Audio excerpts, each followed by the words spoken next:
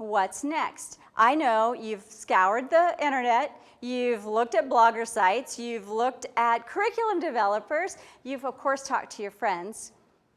But what about your state organizations? As Anne had mentioned earlier in our conference here, there's over 30 state organizations that have band together. And you know what they're doing? They're supporting you, which is what they've been doing for decades. And most people don't realize the resources that state organizations have. It's pretty phenomenal. So as I unpack the most common educational methods that homeschoolers use, as I unpack that for you, I want you to realize, unfortunately, this isn't a deep, long enough session because we could spend hours. This isn't a long enough session for me to really deep dive, but I can give you a 30,000-foot elevation. The first thing I want you to know when people ask me, but Connie, you have 5 kids, tell me more about them.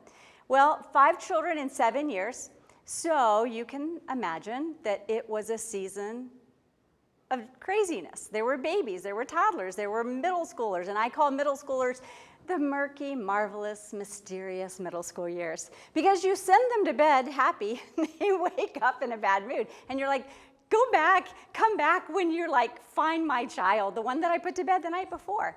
And then you hit the high school years.